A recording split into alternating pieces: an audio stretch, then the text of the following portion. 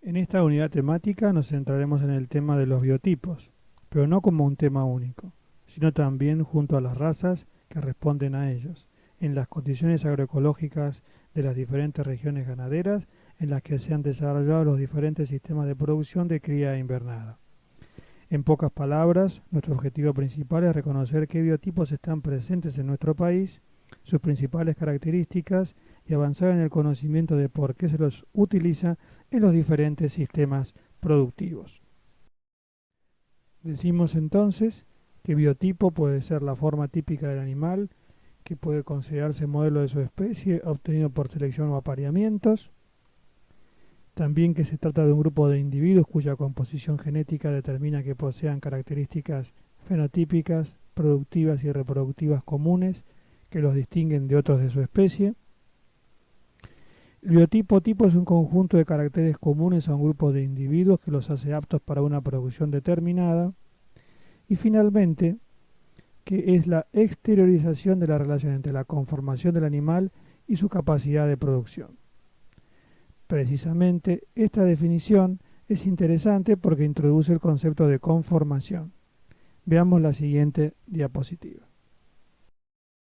Sobre los biotipos productores de carne y la conformación carnicera, diremos que esta se refiere al desarrollo muscular, a la relación músculo-hueso, es decir, a la cantidad, proporción y distribución de la masa muscular en las distintas regiones corporales del animal, de su res o de los cortes que de él se derivan.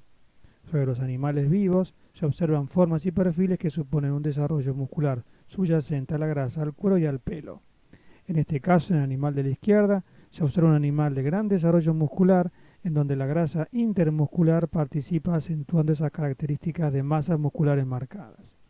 A la derecha vemos otro animal con abundante grasa de cobertura sobre sus masas musculares. Estos son dos animales de buena conformación carnicera. Sobre la grasa, a lo largo del curso, este tema en particular será debidamente ampliado, pero diremos que el grado de engrasamiento de un animal es determinante en la comercialización. En especial, se hace referencia a la grasa subcutánea, porque cada mercado tiene requerimientos específicos al respecto del espesor de la misma. La terminación, entonces, es un proceso que hace referencia al grado de engrasamiento que requiere cada mercado para que estos animales sean consumidos, y en especial hace referencia a la grasa de cobertura o subcutánea. Finalmente, retomando la tercera diapositiva o la tercera imagen, esta hace referencia a otro tipo de animal, de una conformación no tan buena como las anteriores, por ejemplo a nivel de inserción de la cola, pero sus principales características son otras, y es la adaptación al medio, a condiciones climáticas desfavorables, por ejemplo, altas temperaturas y elevada humedad. Estos animales poseen un conjunto de caracteres que los hace aptos para el desarrollo en regiones con las restricciones planteadas. Después también volveremos sobre el tema. El vocablo raza es difícil de definir en términos biológicos.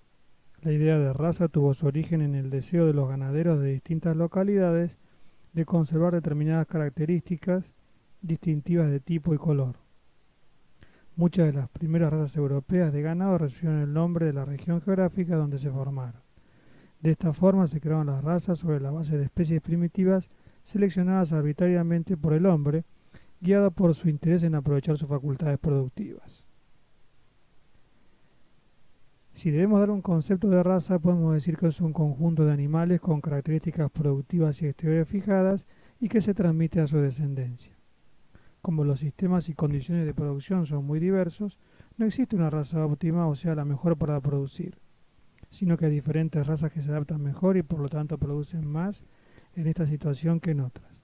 Por eso no se tiende a seleccionar hacia un único tipo productivo.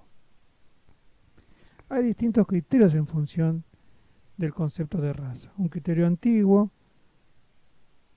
afirmaba que éstas estaban constituidas por conjuntos de animales que, si bien con determinadas funciones productivas, se distinguían por sus características exteriores de forma y color y por un numeroso conjunto de detalles, en su mayoría meras convenciones subjetivas y empíricas. En esta concepción antigua de raza se consideraban poblaciones estáticas y cerradas, donde prevalecía el concepto de pureza racial.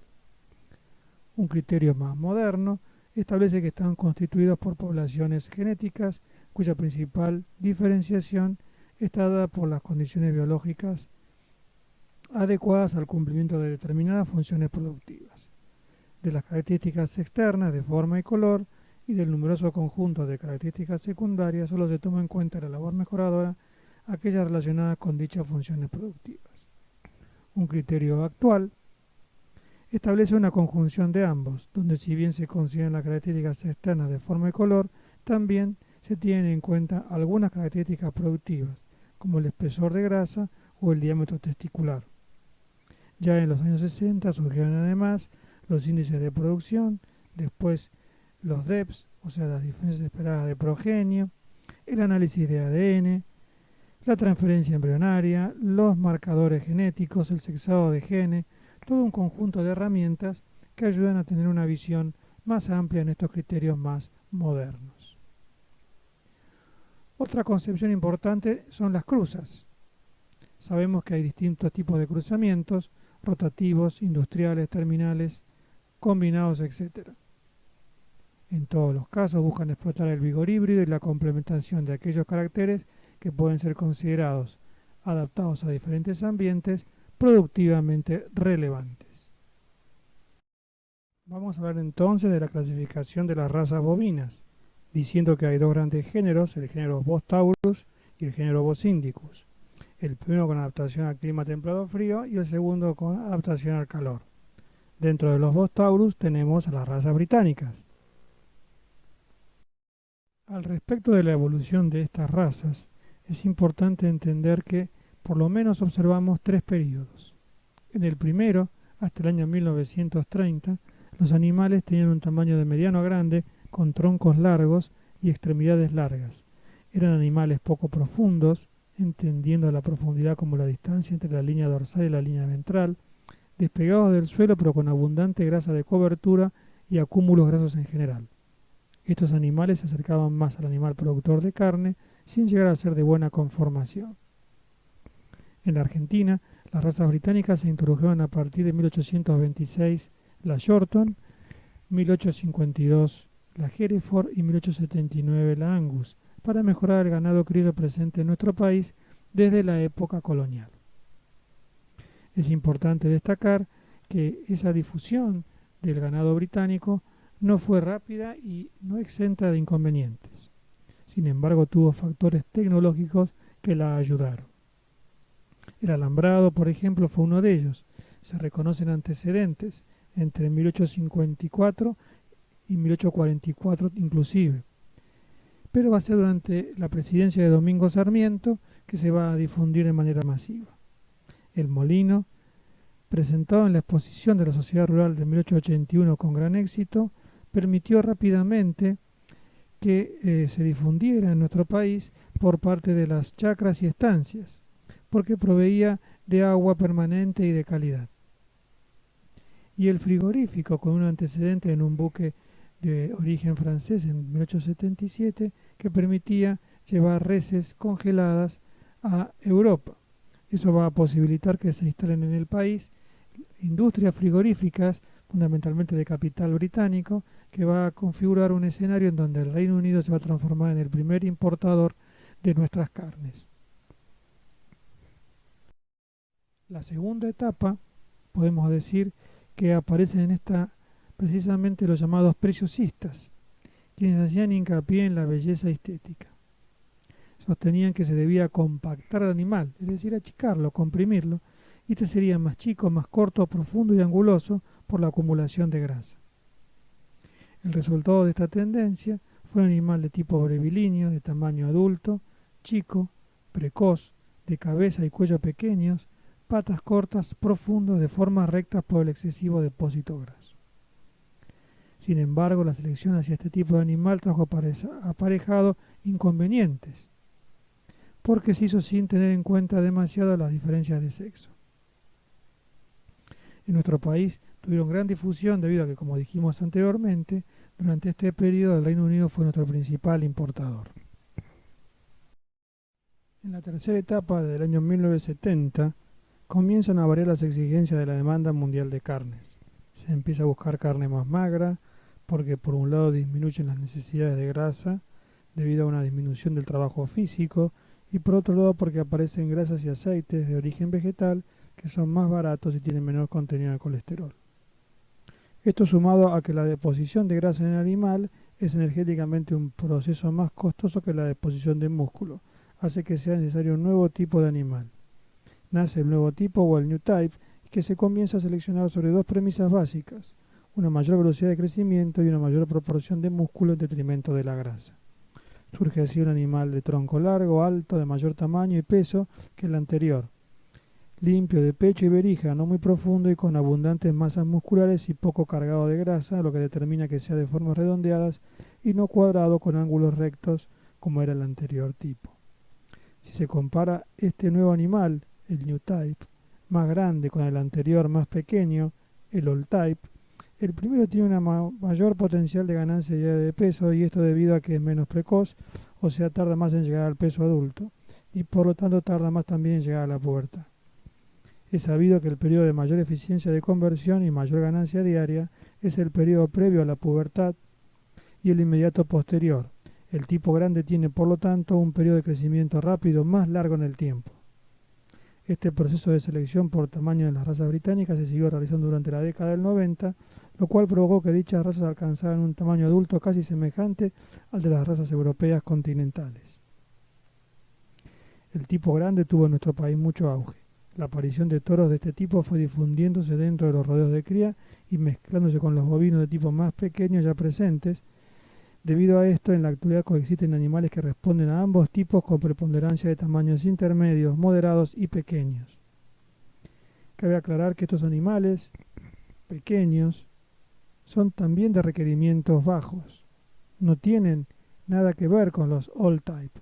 Son animales de biotipo pequeño con requerimientos especialmente adaptados a los campos en donde van a ser colocados o son utilizados, por ejemplo, en los rodeos de cría. Vamos a integrar un poco de lo que estuvimos viendo hasta este momento. Hablamos de los Bos taurus, los Bos indicus con sus características adaptativas específicas.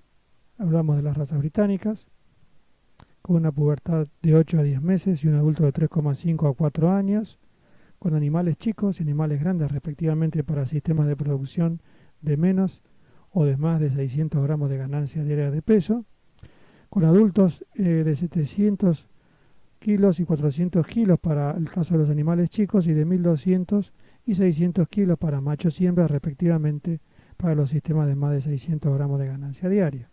Las principales razas de nuestro país: Angus, Hereford y Shorton. Y también hablamos de las razas continentales, con una pubertad de 12 a 14 meses, con un adulto de 4,5 a 5 años, con un conjunto de razas como Limousin, Charolais, Semington, Flicker, Pardo Suiza, Blonde Aquitán, Chanina, Piamontesa, Marchesiana, Romagnola y Retinta. El Limangus y el Criollo, que son dos casos que después lo vamos a tratar puntualmente.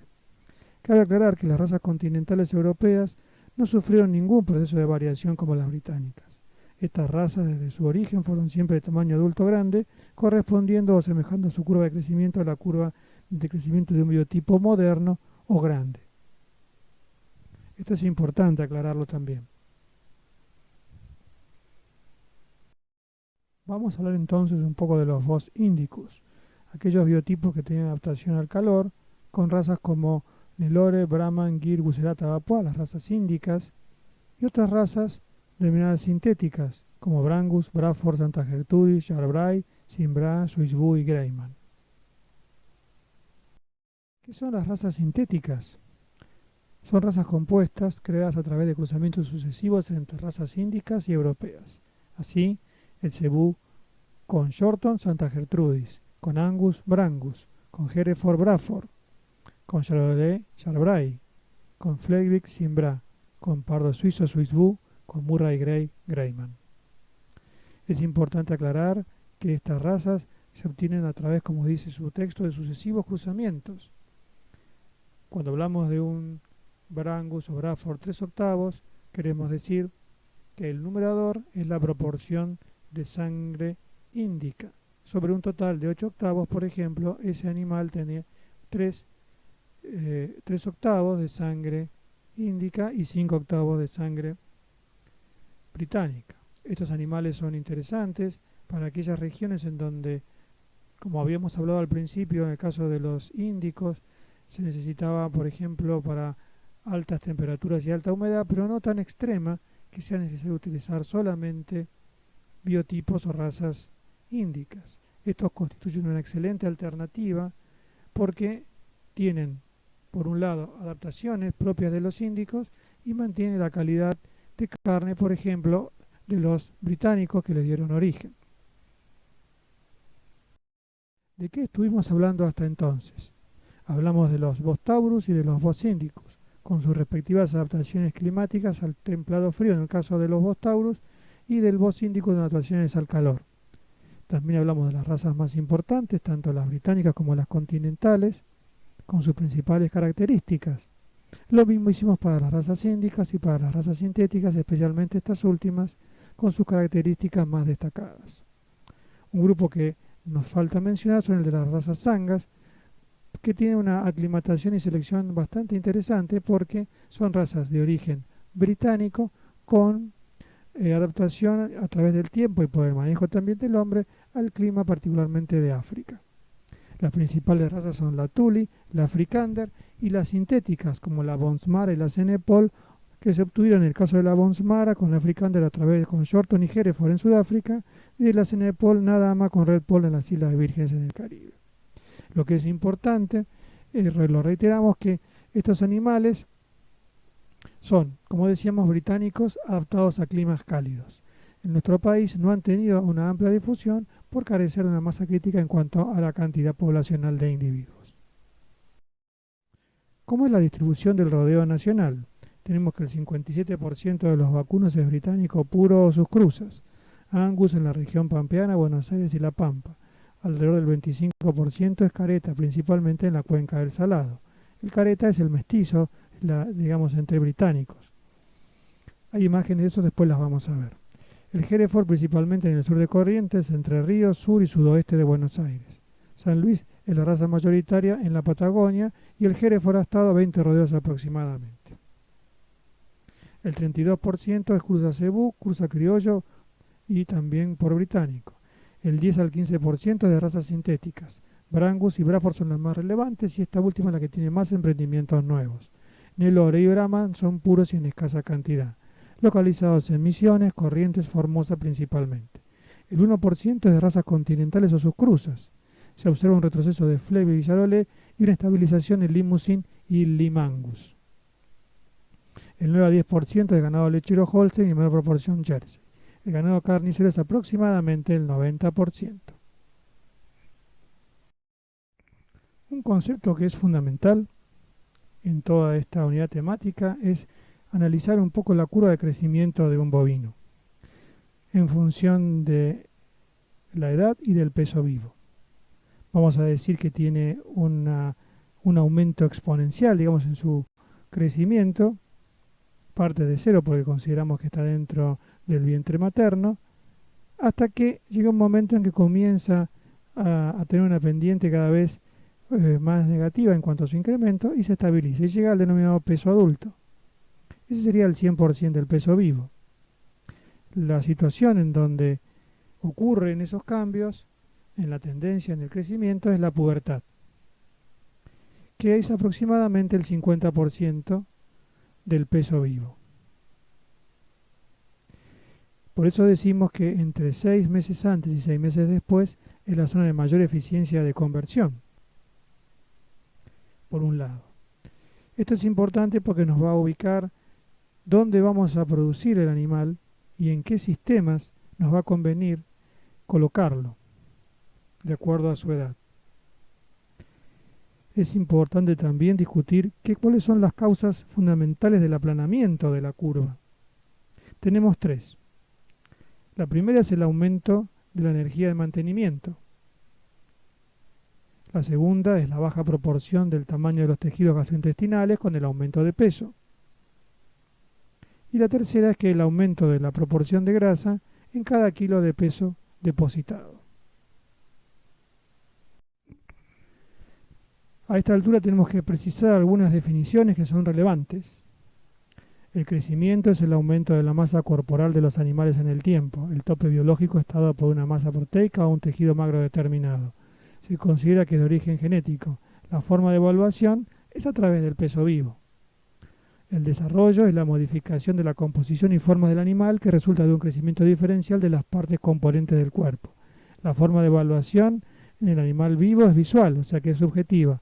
El animal faenado por disección y pesada de los distintos componentes del mismo. Esta es una visión objetiva. La conformación. Hablamos al principio de la unidad temática de todo esto. Se refiere al desarrollo muscular y a la relación músculo-hueso, es decir, a la cantidad, proporción y distribución de la masa muscular en las distintas regiones corporales del animal o de sus res o cortes. Sobre el animal vivo se observan formas y perfiles que suponen un desarrollo muscular subyacente a la grasa, al cuero y al pelo. La terminación se refiere al desarrollo del tejido adiposo, es decir, su cantidad, distribución y proporción en distintas regiones del cuerpo del bovino o su res. En el animal vivo hace referencia a la grasa subcutánea o externa y es determinante para la comercialización. Vamos a ver entonces también un concepto fundamental, el de frame score. El frame score o escala de tamaño fue creado con la idea de establecer categorías de ganado vacuno de carne por su tamaño según su altura desde el piso al anca, o sea, la cadera del animal, a diferentes edades. No todos los bovinos de carne tienen igual curva de crecimiento. Los animales de tipo más chico tienen una curva de crecimiento distinta a la de tipos más grandes. Basándose en este principio, las universidades de Wisconsin y Missouri en Estados Unidos en la década del 70 crearon el concepto de frame score, por medio del cual se puede predecir el futuro crecimiento de un animal o su tamaño adulto tomando en cuenta su altura a la cadera entre los 5 y 24 meses de edad. Con ello se elaboró una tabla en donde los valores de frame están comprendidos entre 1 y 9. Cuando se habla tanto del frame score como del biotipo animal, se hace referencia al tamaño del animal. Utilizar el frame score permite una clasificación más exacta que la sola división en animales de tamaño adulto grande o tamaño adulto pequeño. Se observa en la tabla que las diferencias entre frames o escalas, siempre a una misma edad, son de 5 centímetros aproximadamente. En el año 1986, la Federación para el Mejoramiento del Ganado de Carne de los Estados Unidos, BIF, introdujo algunas modificaciones en las tablas originales, quedando conformadas dos tablas, unas para machos y otras para hembras. Posteriormente fue creada una tercera tabla, complementando las anteriores, en las cuales figuran los pesos de faena de los novillos de distintas razas y cruzas según la escala de tamaño frame, asumiendo igual grado de deposición de grasa o terminación. Este grado de terminación corresponde a las exigencias del mercado estadounidense, donde se busca un grado de gordura mayor al nuestro. Dicha tabla fue trasladada a la tipificación argentina, correspondiendo a los mismos valores de alzada para cada valor de la escala del frame, pesos de faena equivalentes a un 15% menor a los novillos de nuestro país.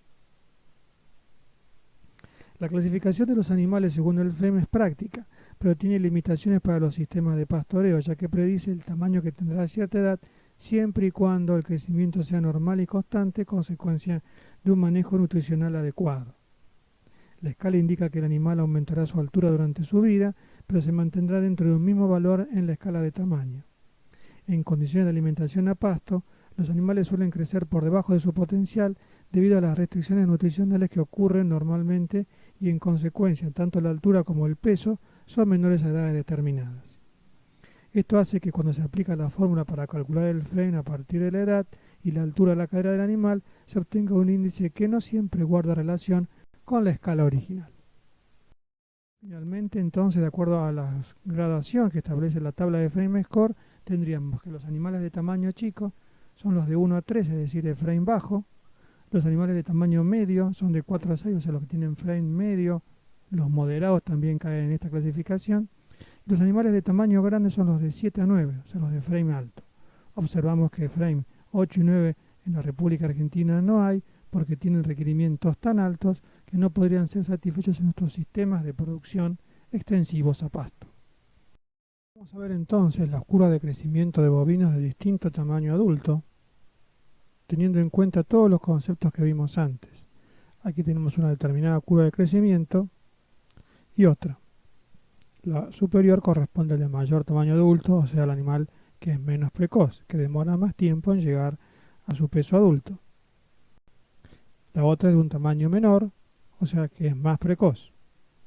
Lo mismo para una raza continental y británica, para uno de frame alto y frame bajo, para un biotipo grande y un biotipo chico. Y en esta observamos, por ejemplo, un biotipo grande y un biotipo chico. Vemos que el animal que está en primer lugar, el de biotipo grande, necesariamente tendrá requerimientos más elevados que los otros, que el que está detrás en el fondo de la fotografía. Estas implicancias son fundamentales para entender en qué sistema de producción va a ir cada tipo de animal según su tamaño y sus requerimientos, obviamente, tanto de mantenimiento como de producción. Vamos a ver entonces un poco todo lo que estuvimos integrando en esta presentación sobre biotipos bovinos para producir carne. Hablamos de los de origen europeo y los de origen índico, hablamos de los británicos en el caso de los europeos, de los de frame bajo y frame alto, más que nada los de frame bajo en sistemas extensivos a pasto, los de frame alto fundamentalmente para sistemas intensivos o de corral, todos para la producción de carne. Los continentales europeos también para sistemas intensivos. Tenemos también del continental se deriva el criollo, que adaptado a distintos tipos de clima puede funcionar en distintos sistemas de producción, siendo un ejemplo muy interesante de adaptación al medio. Los de origen índico, tanto las razas índicas puras como las sintéticas, adaptados a climas cálidos. Los sanga también en esta misma dirección, pero partiendo de origen europeo. Recordábamos que eran de origen británico, adaptados a climas cálidos.